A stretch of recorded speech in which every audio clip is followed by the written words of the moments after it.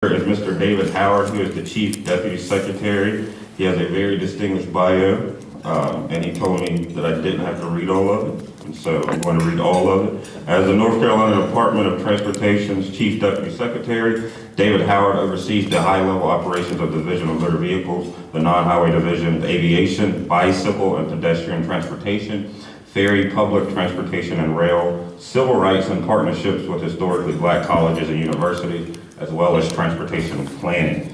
David most recently served as Associate Administrator of Policy and Governmental Affairs for the Federal Highway Administration, where he was a principal advisor and managed a team involved in transportation policy development, legislative analysis, highway data collection and analysis, and international programs. His office was also responsible for overseeing the Federal Highway Administration's implementation of the Fixing America's Surface Transportation Act.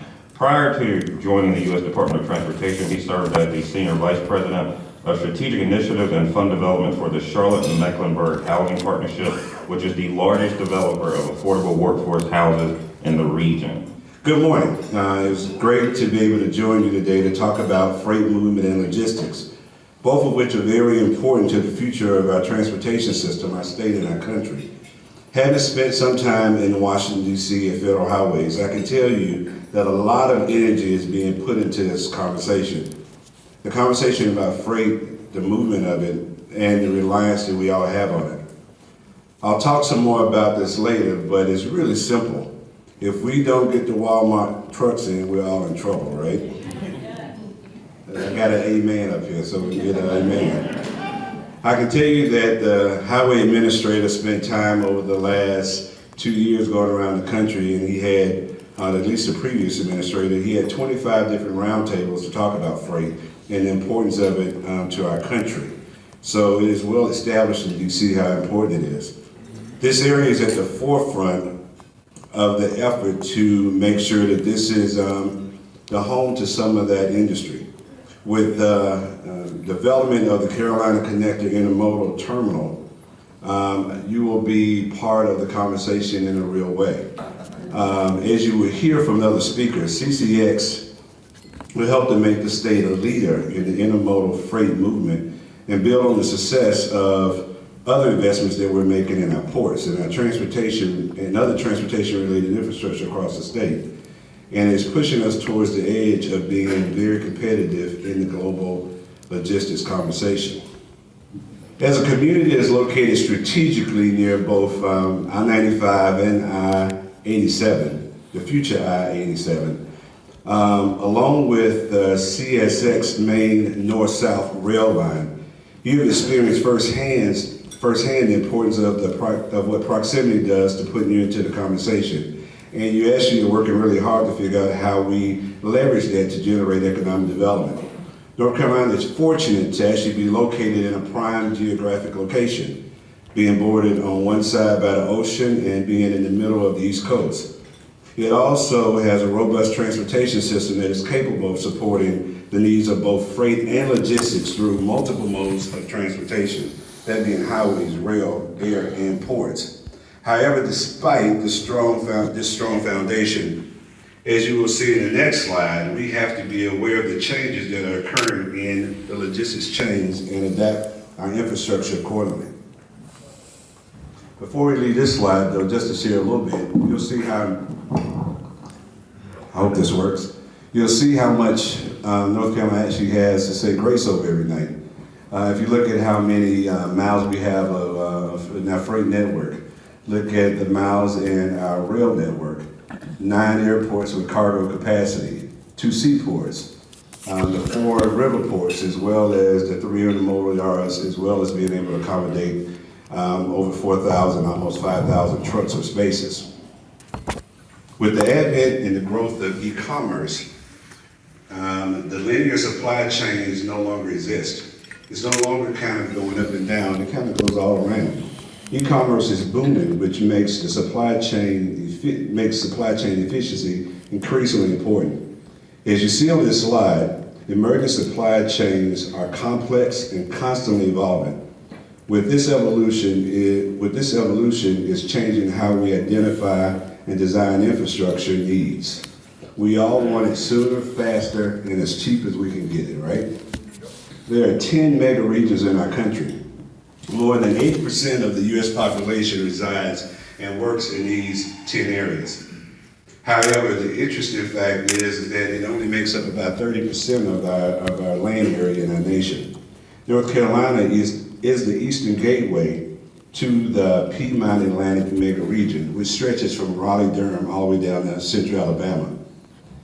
As I'm sure you also know that our state is one of the fastest growing in the nation, making it a challenge to keep up with the growing needs and demands on our infrastructure. At the heart of this issue is a simple question: how do we serve more North Carolinians and the population of our mega region? For many years, North Carolina's economy focused on three sectors: agriculture, especially tobacco, as well as textiles and household goods and furniture. These sectors are still strong. As a matter of fact, agriculture is still the #1 industry in our state. But our economy has become much more diverse, unlike many other states. Fortunately, this diversity attracts more companies, supports the growth of existing firms, and protects the state from sector downturns. However, it also presents the challenge of how we adapt our transportation infrastructure to support the changes in the demographics and the business demands of our state. It also presents, as we become more global, some cultural shifts that we need to make as well. The good news is that we're ahead of the game, and the years of planning and development have resulted in a comprehensive multimodal logistics system that North Carolina can be proud of. These connections enhance economic development and create opportunity for businesses to grow. They also make North Carolina more competitive. Many of the state's recent infrastructure projects support manufacturing and distribution in eastern North Carolina, as a matter of fact. They help in connecting our ports and establishing North Carolina as the eastern gateway for the mega region that we live in. As many of you know, we have a new process for prioritizing transportation projects, that was implemented with the Strategic Transportation Investment Law, or what we call STI, back in 2013. This process was used with a combination of data and looking at local prioritization to help fund and figure out how to fund the projects in our 10-year plan. One of the major criteria for this new prioritization system is freight connectivity. Additionally, we are currently developing a statewide freight mobility plan. This plan will be designed to provide a comprehensive understanding of the state and will provide a framework for future developments. Major deliverables for our freight plan include defining and assessing our state's freight network. We also need to do an analysis of our supply chain and logistic patterns. We need to determine our goals, strategies, and come up with implementable actions. And we need to develop the performance measures and targets to aid in assessing the existing conditions and performance of our state freight system and identifying problem areas. The freight plan will also include recommendations on how to better integrate freight into the STI process. The goal will be to ensure that we're funding projects that will contribute to supporting our needs within freight and logistics. We have a diverse, dynamic, and heavily engaged state freight advisory committee. The committee is charged with doing a few things, but number one is to facilitate the collaboration in the freight planning process. The committee is charged with advising the state on freight-related priorities, issues, projects, and funding needs. Two, serving as a forum for discussion related to the state decisions that relate to freight transportation. And three, communicating and coordinating regional priorities with other organizations, also promoting the sharing of information between private and public sectors in freight, and lastly, participating in the development of the freight plan that I just mentioned to you. The transportation planners are faced with a mirage of challenges, and I hope that, yeah, there it is, security. So it starts to tell you kind of what all those challenges are that we have in front of us. The company supply chains are being reconfigured on an average of every 90 days. How many folks in this audience actually can attest to that? You work for a company that's moving freight, and you know that you're constantly trying to figure out how to do it faster and better. Planners require close collaboration across many areas, some such as education and manpower development that have not traditionally been subject to review and consideration. I just spent some time down in Kinston last week at Global Transport with Spirit Aerospace folks, and I can confirm to you that education and developing an educated workforce is at the forefront of what's going to be needed in this conversation. So we're going to have to join hands not only across departments of commerce, but we're going to bring in instruction, our university system, and our community college system.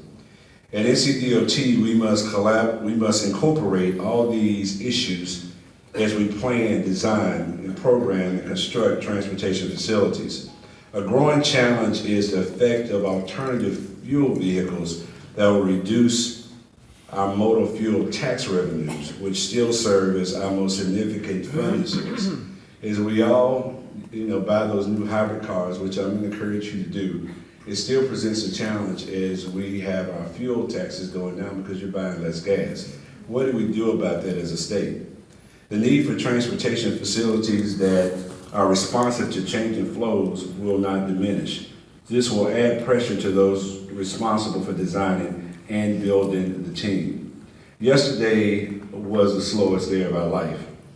Keeping pace with the rate of change and preparing for the demands of the future will be our challenge for tomorrow. In conclusion, given the demands that we continue to face, it is imperative that we continue investing in our logistic hubs and our multimodal connections. That will support the changes of our state and its economy and logistics chains. This is no easy task, especially since we have so many needs competing for very limited transportation dollars. That is why it's so important that local partners like you continue to work with us to identify opportunities that we can leverage. As I mentioned, and I'm also sure that Norris will do in a few minutes, CCX is a prime example of this. Partners on all levels working together to support logistics needs and generate new economic opportunities.